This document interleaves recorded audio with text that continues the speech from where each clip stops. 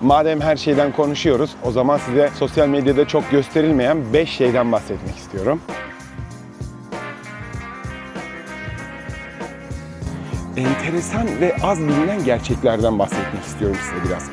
Bunu çok bildiğinizi düşünmüyorum. Çok böyle gizli bir bilgi bu. Herkes bilmez bunu. Yeni bir videodan herkese merhabalar arkadaşlar. Kanalıma hoş geldiniz. Yine harika bir videoyla ve çok bilgi dolu bir videoyla karşınızdayım. Ve artık gördüğünüz gibi güzel Austin'deyim. Austin'den videolar paylaşmaya devam edeceğim sizler için. Bugünkü konumuza gelecek olursak eğer, Austin'i sosyal medyanın gözüyle değil, tamamen gerçekleriyle birlikte konuşuyor olacağız. Influencerların rüya şehir dediği, Texas'ın incisi dediği Austin gerçekten de Texas'ın incisi mi? Ve aynı zamanda videonun sonunda sizlere Austin'e kimler taşınmalı, kimler taşınmamalı? Austin kimler için uygun, kimler için uygun değil? Belki size güzel bir rehber oluşturabilir, belki size farklı bir bakış açısı kazandırabilir diye bu videoyu hazırlamak istedim. Bazı bilgiler sizi şaşırtabilir, hatta hüsrana uğratabilir. Çünkü bu video süslü hayatlarla değil, gerçeklerle dolu olacak. Hazırsanız harika bir videoya başlıyoruz.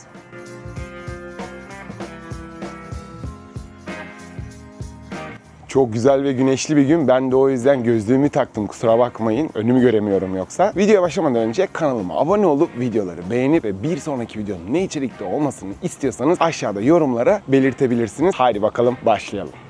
İlk önce sosyal medyanın yarattığı imajdan bahsetmek istiyorum size.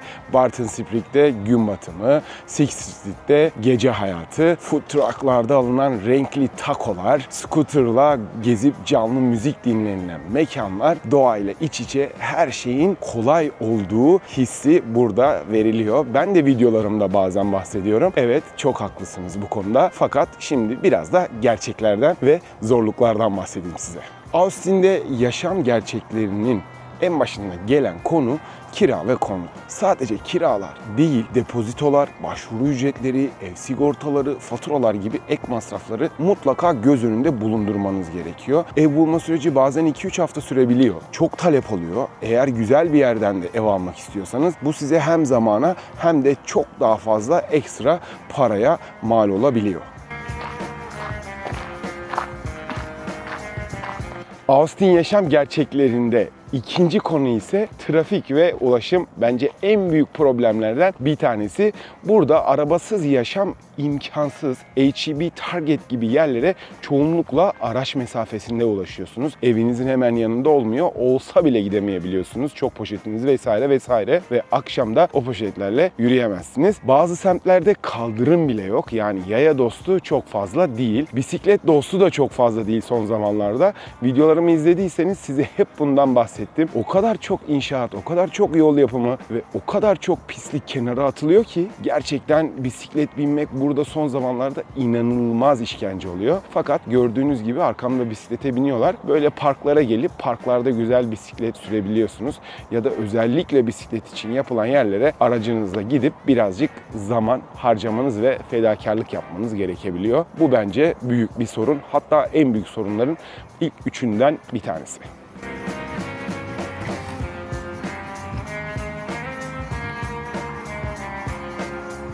Diğer bir tanesi ise gerçekten bütün hayatınızı etkileyen konulardan bir tanesi iş bulma ve çalışma hayatı. Remote iş fırsatları burada çok meşhur. Herkes konuşuyor. Evet, doğru. Fakat sanıldığı kadar kolay değil. Green Card veya çalışma izinleri gerekiyor. Restoran hizmet sektöründe de ücretler düşük.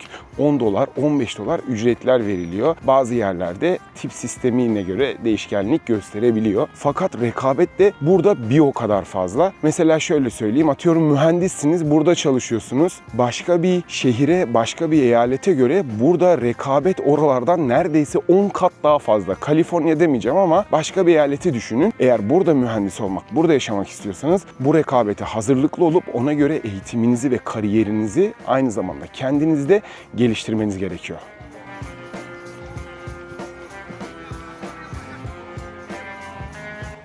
Diğer bir bahsettiğim konudan bir tanesi ise hava durumu. Maalesef bu Texas'ın en büyük gerçeklerinden bir tanesi. Yaz aylarıyla birlikte Austin'de nemle birlikte hissedilen sıcaklık bazen 45-46 dereceleri buluyor. Klimasız hiçbir yerde yaşayamıyorsunuz. Klimalar çalışmazsa evde durmak kesinlikle imkansız. Eğer sıcakla ilgili bir sağlık sorununuz varsa bu şehir kesinlikle size göre değil. Buraya gelip zaman, enerji, para, fedakarlık yapıp sonra buradan taşınmak için kesinlikle yıkılmanızı istemiyorum. Eğer sıcakla aranız yoksa Austin'i kesinlikle düşünmeyin. Houston felaket nemi var, çok kötü.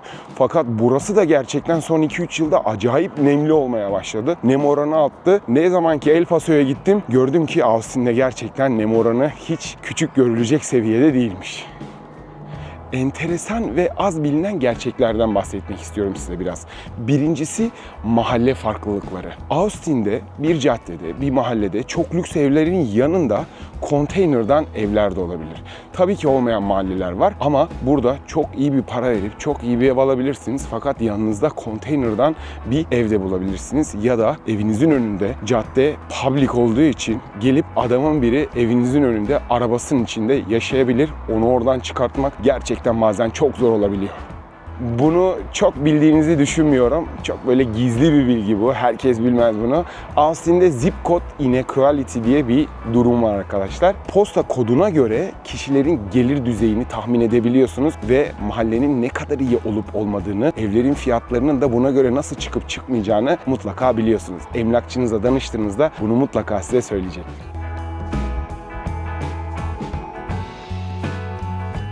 Son zamanlarda olan diğer problemlerden bir tanesi ise altyapı ve su. Hızla büyüyor Austin, biliyorsunuz nüfus patlaması yaşıyor. Bu da su kaynaklarının aşırı tüketilmesine sebep oluyor. Bahçede çim sulamak bile sınırlanıyor. Son 2-2,5 yıldır buradayım. Yazları arabanızı kapınızın önünde yıkamak yasak. Evinizin bahçesini sadece günün belirli saatlerinde ve haftanın sadece belirli günlerinde yıkayabiliyorsunuz, sulayabiliyorsunuz. Onun dışında kesinlikle yüksek bir cezayla karşı karşıya kalabilirsiniz. Su restriction'ları, water restriction'lar yani kısıtlamalar burada oldukça fazla. Hatta benim yaşadığım yerde daha hafif fakat iş yerime doğru gittiğim zaman ikinci kategoride sınırlama var diye sokaklarda böyle pankartlar yapmışlar. Su kısıtlaması seviye 2 diye. Fakat biliyorsunuz çok üzücü bir olay yaşandı burada. Bir sel fırtınası oldu. Her yeri su bastı ve çok kişi vefat etti, hayatını kaybetti. Bu çok üzücü bir olay gerçekten. Fakat bu yağmurla birlikte barajlar neredeyse %100 doluluk oranına ulaştı. Fakat bu kesinlikle sürdürülebilir bir şey değil. Nüfusun artış hızına ve popülasyona ayak uydurması imkansız.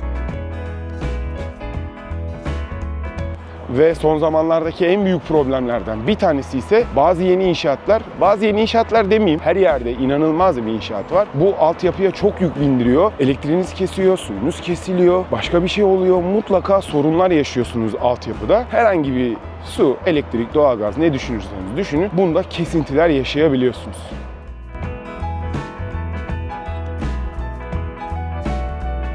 Ya Amerika'dan gidecek olursan eğer, burayı terk edecek olursan eğer en geçerli sebebin ne diye sorun bir. Sağlık. Ve şimdi size sağlığın gerçeklerinden bahsedeceğim. Bir acil servis $500'dan başlıyor minimum. Sağlık sigortası olsa bile copay diye bir şey var. Yani sizin ödemeniz gereken, cebinizden ödemeniz gereken bir limit. O limite kadar yine de ödemeniz gerekiyor ve o limitten sonrasını karşılıyor. Atıyorum sigortanızı ise yıllık siz 4-5 bin dolara kadar mutlaka ödemeniz gerekiyor. Örnek veriyorum. 4-5 bin dolardan sonra $1 milyon bile olsa hastane masrafı, işte bunu sigorta karşılıyor. Ama ne olursa olsun copay ile sizin mutlaka cebinizden ödemeniz gereken bir miktar çıkıyor. Yani burada sağlık sigortası olsa bile mutlaka cebinizden para çıkacak. Diş ve gözlük genellikle ek sigorta istiyor. Ne kadar sigorta yaptırırsanız yapın, bu dişi ve gözlüğü karşılamıyor. O yüzden bu konuya çok dikkat etmenizi tavsiye ediyorum. Burada yaşamın en büyük gerçeklerini, yaşamı böyle sağlam bir şekilde hastaneye gittiğinizde hissediyorsunuz. Madem her şeyden konuşuyoruz, o zaman size sosyal medyada çok gösterilmeyen 5 şeyden bahsetmek istiyorum. Austin'de elektrik şirketi seçme zorunluluğu var. Texas'ta deregülasyon var ve yanlış seçim faturanızı gerçekten uçurabilir. Buna çok dikkat edin lütfen. Diğer bir tanesi ise böcek sevmeyen insanlara gelsin. Yazın özellikle Austin'de zehirli böcekler ve akrepler cirit atıyor. Özellikle evlerinize, bahçeli evdeyseniz girebiliyor. Kedi bulundurun, benim gibi kafanız rahat olsun. Videolarımda hep bahsediyorum. Austin gerçekten arkadaş edinilebilecek en kolay şehirlerden bir tanesi. Fakat ne kadar kolay olursa olsun yabancıların yalnızlığı burada çok ünlü. Arkadaş edinmek bazen çok zor olabiliyor. Kişiliğinize göre de değişebiliyor. İnsanlar yoğun ve bireysel bir hayat yaşıyor. Türkiye'de biz işten çıktıktan sonra akşam alışveriş merkezine kahveye gidiyoruz. Fakat burada öyle bir şey yok arkadaşlar. Burada işten sonra eve, evden sonra işe bir hayat var. Downtown'da yaşıyorsanız biraz daha değişebilir. Ama downtown'da yaşayan %1'lik, 3'lük kesim, hadi 5'lik kesim olsun. Onun dışında akşam evinize gittiğinizde dışarı çıkıp kahve içebileceğiniz hiçbir yer bulamazsınız ya da oturabileceğiniz hiçbir mekan yok. Bu da bir yaşamın gerçeği. Ve her yıl mutlaka bir kere 2 taksitle Amerika'da yaşadığınızı böyle derinlerine, iliklerinize kadar hissettiğiniz konudan bir tanesi emlak vergisi. Ev almayı düşünenler için yıllık %2 civarında ciddi bir yük var. Aldığınız semte, evin durumuna, yaşına, içinde yaşanılabilir alan metrekaresine göre mutlaka fiyatı da değişkenlik gösterebiliyor. İyi bir ev alabilirsiniz, gerçekten güzel bir deal yapabilirsiniz ama emlak vergisini hesaplamadan ev alırsanız buradaki hayatınızı ciddi anlamda etkileyebilirsiniz. Hayat kalitenizin mutlaka düşmesine sebep olacak. Özellikle Austin'e yeni taşınanlara bu uyarıda bulunmak istiyorum. Lütfen emlak vergilerine çok dikkat edin. Çok yükselebiliyor, bütçenizi sarsabiliyor. Sonradan ortaya çıktığında wow oluyorsunuz. O yüzden buna çok dikkat edin lütfen.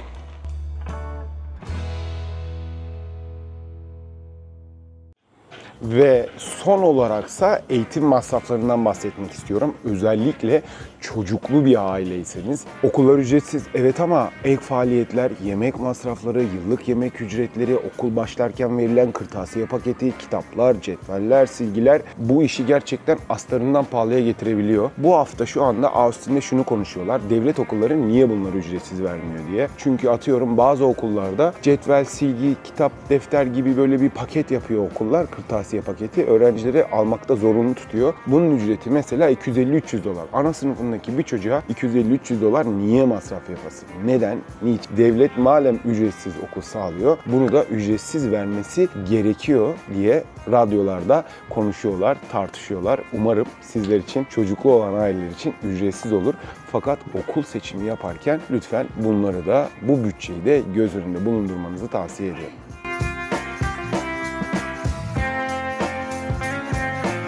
Şimdi gelelim asıl meseleye. Peki Austin herkes için uygun mu? Cevabı çok basit, kesinlikle hayır. Haydi gelin biraz bakalım Austin kimler için ideal, kimler için gerçekten yaşaması veya yaşama başlaması anlamında çok zor bir şehirmiş. Kimler için uygun? Teknoloji ve dijital sektöründe çalışanlar için uygun. Yazılım geliştiriciler, tasarımcılar, mühendisler gibi teknoloji ve dijital sektörlerde çalışanlar için çok büyük fırsatlar var. Google, Apple, Tesla, Dell gibi şirketler ve şirketlerin kampüsleri de aynı zamanda burada bulunmakta. Aynı zamanda bu şehir remote yani uzaktan çalışma dostu bir şehir. Kafelerde bütün gün boyunca remote çalışan insanlarla yan yana oturup kahve içiyor olabilirsiniz. Kimler için uygun değil? 1. İngilizcem yok ama bir şekilde tutunurum diyenler için kesinlikle uygun değil. Bakın lütfen kötülemiyorum, kötü bir şey söylemiyorum ama buna çok ama çok dikkat edin. Temizlik, kargo, restoran gibi işlerde İngilizce bilmek şart değil gibi görünse de uzun vadede hep sınırlı kalır. Yani eğer kendinizi ya ben geldim çalışmaya başlıyorum ama çalıştıkça biraz kendimi de yükseltmek, pozisyonumu büyütmek, maaşımı arttırmak, daha rahat etmek istiyorum diyorsanız İngilizce öğrenmek kesinlikle zorundasınız. Buraya İngilizcem yok ama tutunurum, bir şey olmaz diye gelirseniz şansınız bol olsun. Umarım çok rahat tutunabilirsiniz. Kimler için uygun? Girişimciler ve içerik üreticiler için, yani influencerlar için. Podcast, YouTube, e-ticaret yapanlar için çok destekleyici ve kapsayıcı bir ortam var burada. Austin'de bireyselliğe ve yaratıcılığa verilen önemi daha başka hiçbir şehirde görmedim. Bunu açıkça söyleyebilirim. Kimler için uygun değil? 2. Toplu taşıma ve şehir içi kolaylık arayanlar için kesinlikle uygun değil. New York, Toronto gibi yürünebilir şehirlerin aksine Austin kesinlikle, hep söylüyorum, çok araba odaklı bir şehir.